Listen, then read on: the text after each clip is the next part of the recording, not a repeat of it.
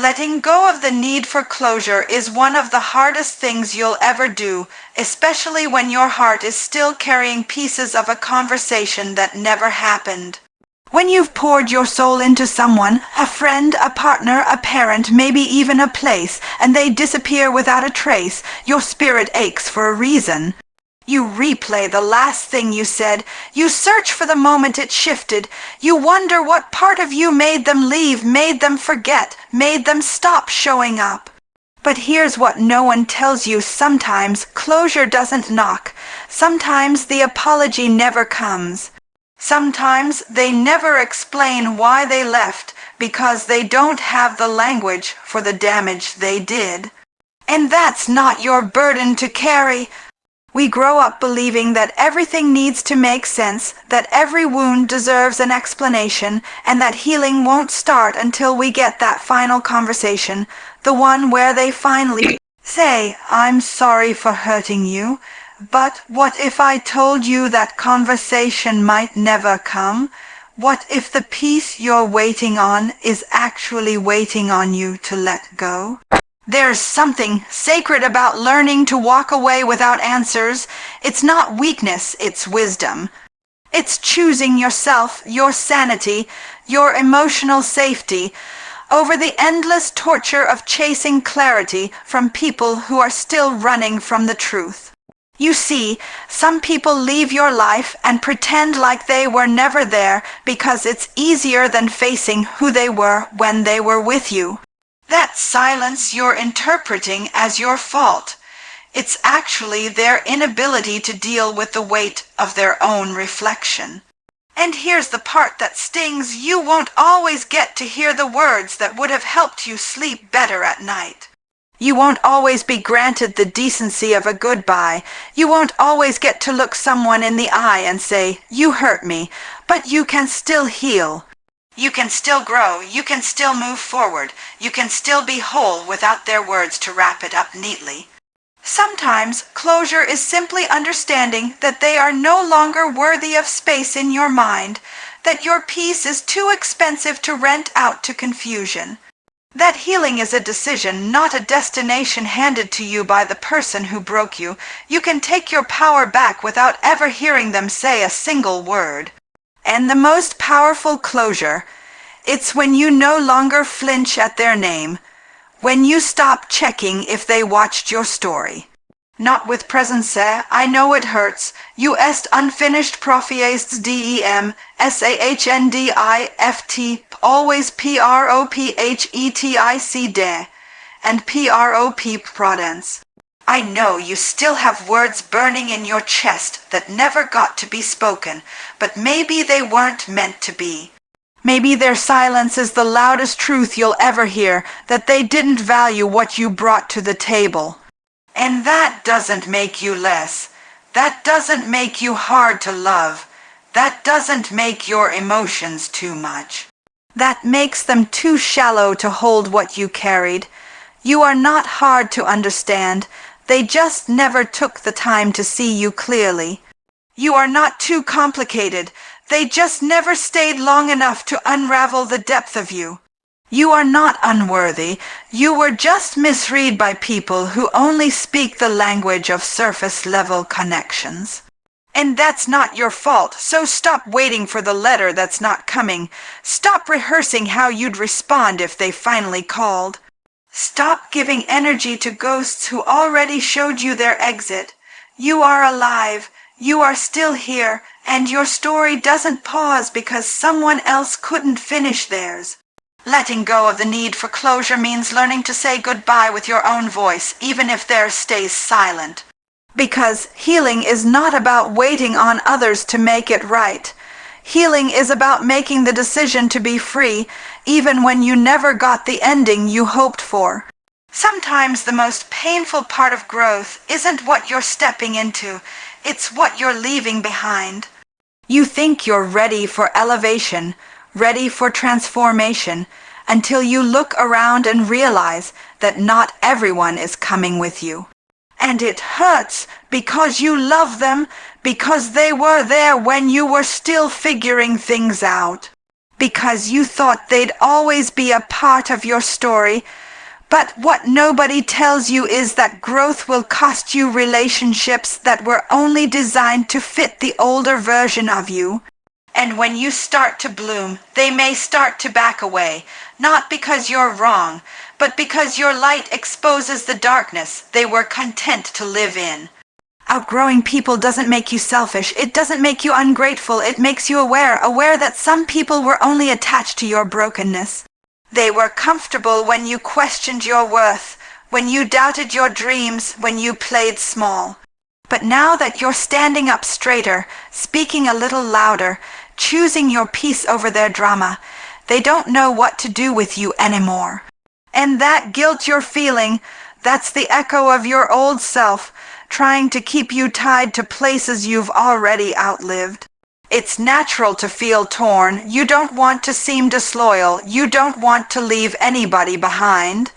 But you cannot keep sacrificing your purpose for the sake of people who only liked you when you were silent about your calling.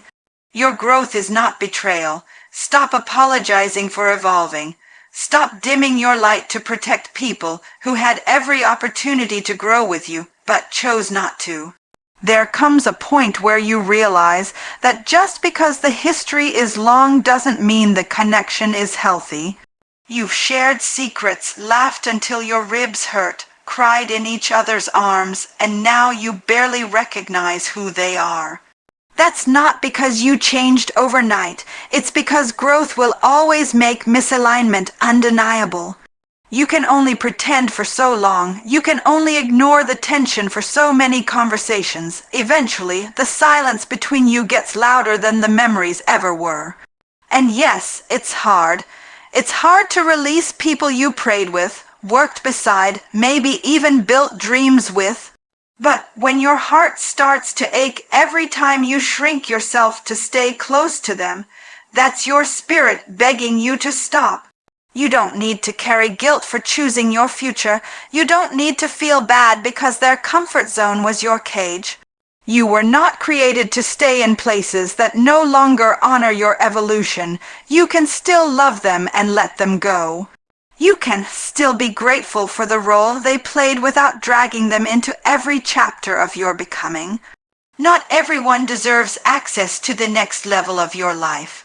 And the more you try to force them to fit where they no longer belong, the more you'll find yourself stuck emotionally, spiritually, even physically.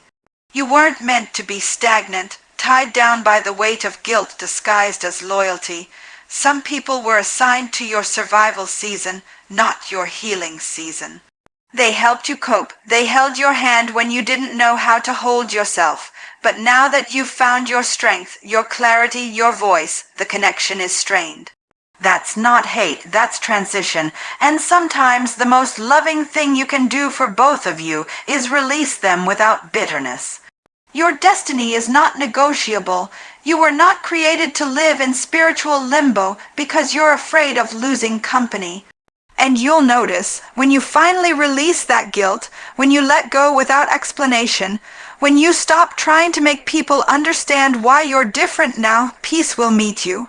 Freedom will breathe again. You'll stop waking up heavy. You'll stop second guessing your joy. You'll start to remember what it feels like to be aligned, not tolerated. So let go of the guilt. Let go of the weight.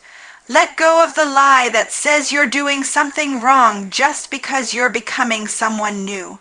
Because your growth doesn't need permission, and it certainly doesn't owe anyone an apology. Sometimes the biggest battles we fight aren't with other people, they're with the voice inside us. That quiet whisper that shows up right when things start to go well, right when the door finally opens, right when the opportunity you've prayed for is finally in your hands. That voice doesn't celebrate, it questions, it doubts. It replays every failure like a highlight reel, reminding you of all the times you didn't get it right, all the times you stumbled, all the times you almost made it but didn't.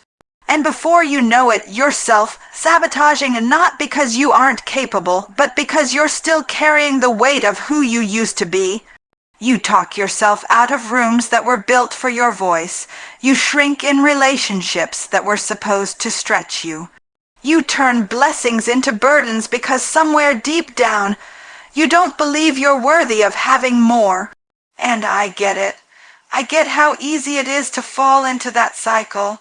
How easy it is to think maybe I'm not ready, maybe I'm not enough, maybe I'm too damaged to really rise. But let me tell you something, the lies we tell ourselves are often louder than the truth.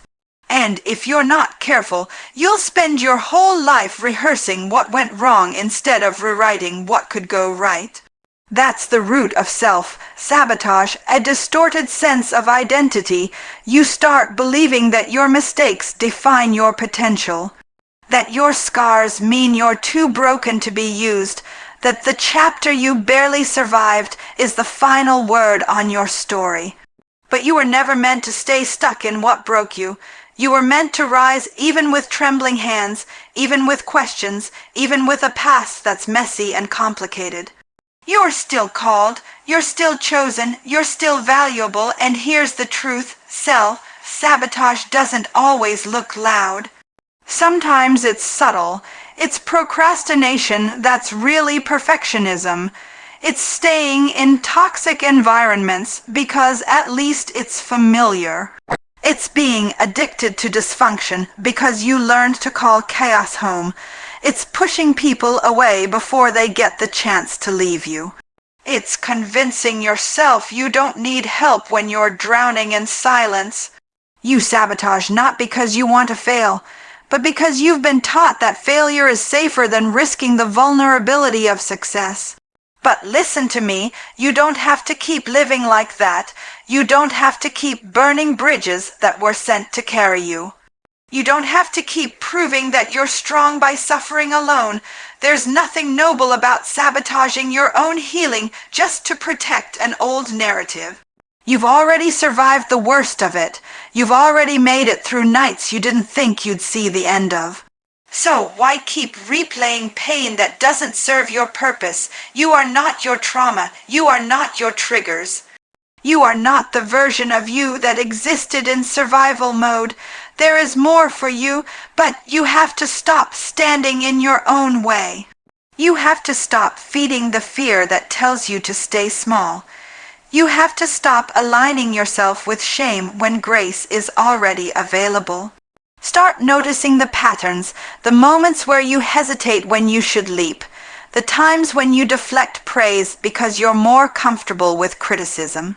The way you shut down when someone tries to love you deeply, all of that, that's not protection, that's sabotage. And you can't keep praying for better while partnering with thoughts that are tearing you apart from the inside. You've got to break the agreement you made with fear. You've got to silence the voice that says you'll never get it right. And no, it won't be easy, but you were never created to stay in bondage to your own mind. There's a version of you that's free. There's a version of you that's whole. There's a version of you that walks boldly, that speaks unapologetically, that shows up with all her glory, not asking for permission, just taking her place. It's time to stop running from love, from healing, from joy, from success. Stop calling it humility when it's really fear. Stop calling it discernment when it's really distrust rooted in disappointment. You're allowed to be powerful. You're allowed to be happy. You're allowed to win. You don't have to sabotage the life you were built for. Not anymore.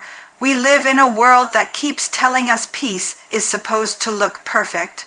That if everything doesn't line up just right, the house, the job, the relationship, the image, then we must be doing something wrong.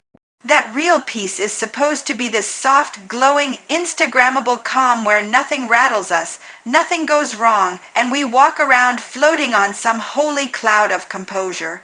But can I be honest with you? Peace doesn't always look like that. Sometimes peace is ugly before it's beautiful.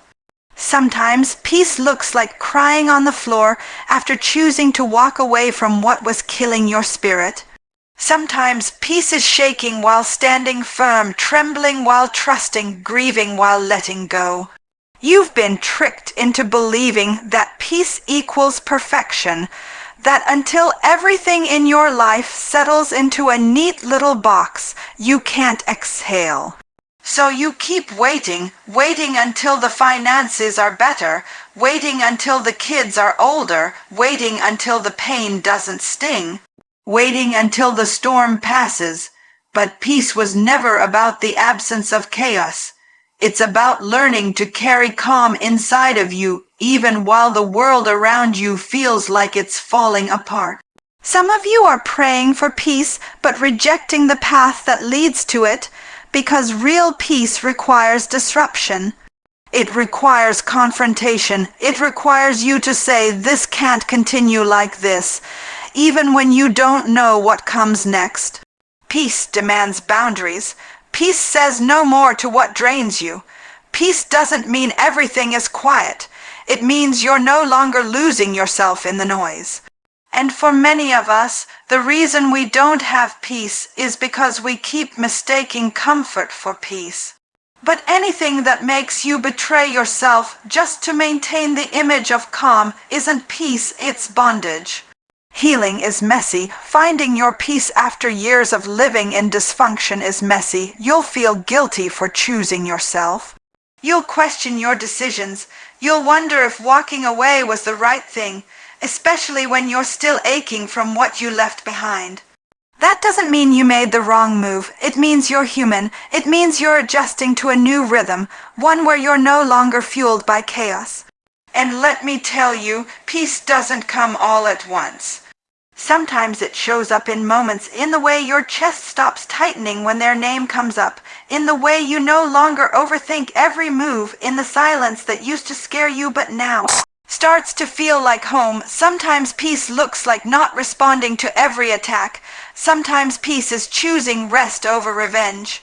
Sometimes peace is just breathing deeply, fully, and not needing anyone to understand why you had to change. You've spent so long performing for people who never had the capacity to hold your truth. You wore the mask. You smiled through the struggle. You played the role of strong, even when you were breaking. And now that you're choosing peace, it feels unfamiliar. Because for the first time, you're not trying to prove anything. You're not trying to save everyone. You're not trying to be everything to everyone. You're just choosing to be whole, and that's new. That's uncomfortable. But that's necessary. There will be days where peace feels like loss, where it feels like you gave up too soon, where it feels like you're missing out, but what you're actually doing is clearing space. You're releasing what was never meant to stay so that what's meant for you can finally find its way. Real peace is quiet but fierce. It's soft but strong. It doesn't beg. It doesn't chase. It doesn't have to prove itself. It simply exists, and it changes everything when you let it in. So stop chasing the perfect version of peace they sold you. The one that's curated, filtered, polished. You don't need that. What you need is a peace that holds you on your worst days, not just your best ones. A peace that speaks louder than fear, even when the fear is screaming. A peace that anchors you, not because everything around you is calm, but because you are. Peace is not perfection. Peace is presence, it's power, and it starts the moment you stop waiting for the world to make sense and decide to make peace with yourself right where you are. There's a difference between being in control and being controlled by fear. Some of us have confused the two for so long, we don't even realize we're not leading, we're just managing chaos. We call it strength. We call it being responsible. We say, I just like things a certain way. But underneath that desire for control is a deep, unspoken fear that if we ever loosen our grip, everything will fall apart. That if we stop holding it all together, the truth will come out. We don't really feel safe. We don't really trust. We don't really believe that things can still work out even when our hands are off the wheel, so we micromanage. We overthink. We stay in toxic patterns and unhealthy relationships just because they're predictable. We try to plan every outcome, anticipate every possibility, Fix every situation before it even breaks, all because we're afraid. Not just afraid of things going wrong, but afraid of surrender, afraid of the unknown, afraid of what it means to actually let go and believe we'll still be okay. But real power doesn't come from control, it comes from trust. Trusting that your life is not just a sum of your plans, that your worth isn't defined by how perfectly you execute everything. It's scary, I know, because when you've been disappointed, when you've been let down, when life has taught you that letting go equals losing, you start to build your strength around fear. You armor up, you hold tight, you convince yourself that as long as you're in charge, you can keep the hurt from coming. But let me tell you something, that control, it's not keeping the hurt out, it's keeping the healing out. It's keeping the joy out, it's keeping the peace out. You're so busy trying to anticipate every storm that you don't even feel the sunshine when it comes. You're so focused on protecting yourself that you end up isolating yourself. You push away the help, the love, the softness, because somewhere deep down you believe that letting someone or something else lead makes you vulnerable, and vulnerable has always meant danger to you. But what if it doesn't have to be that way anymore? What if letting go doesn't mean things fall apart? What if it means things finally fall into place? What if control was never the goal, but connection was? What if the very thing you're holding on to is the thing blocking the next level of your life? You don't have to keep living like everything depends on you. You don't have to keep pretending that your strength comes from your ability to hold it all together. Sometimes strength is in the release, in the exhale, in the quiet decision to trust that even if you can't see the full picture yet, the hands that are shaping it are steady. Even if you don't have the next 5 steps mapped out, you'll be guided one step at a time. Even if you don't know how the pieces will fit, you can trust that your life is not random. You're not floating, you're not abandoned, you are held, but only if you choose to rest in that truth. And I know some of you are thinking, but if I don't control it, who will? If I don't fix it, who will? That's the fear talking. That's the scared version of you who had to grow up too fast, who had to survive, who had to build walls to keep the world from breaking you again. But you're not in survival mode anymore. You're allowed to live, you're allowed to breathe, you're allowed to step back and let divine timing do what your hustle never could. Release the grip, release the pressure, release the need to control what's not yours to carry, because sometimes the most powerful thing you can do is surrender. Not out of weakness, but out of wisdom. Out of knowing that the version of you who needs to control everything is not the version of you who will walk in fullness. That version is tired. That version is overwhelmed. That version has done all she can with what she knew. But the new you, she's learning how to trust. She's learning how to flow. She's learning how to stop managing outcomes and start believing in possibilities. You weren't created to live in fear masked as strength. You were created to live in faith that carries real peace even when you don't know the plan. There comes a point in your journey where you realize that who you used to be can't go with you where you're headed. And that realization isn't always graceful. Sometimes it hits you in the quiet moments when you no longer enjoy the things you once craved, when you start to feel out of place in the same rooms that once felt like home, when the thing that used to make you feel alive now feel more like a weight. That's not confusion, that's transformation. That's your spirit stretching into a space your old self wasn't built for. We don't talk enough about the grief that comes with growth. Because when you begin to shed old habits, old thinking patterns, old versions of yourself, it can feel like loss. You're saying goodbye to who you were when you didn't know better, when you had to survive off instinct, when you thought silence was strength, when you tolerated less because you didn't believe you were worth more. And while it's easy to romanticize the journey of becoming, the truth is becoming requires a burial. Not of who you are, but of who you no longer need to be.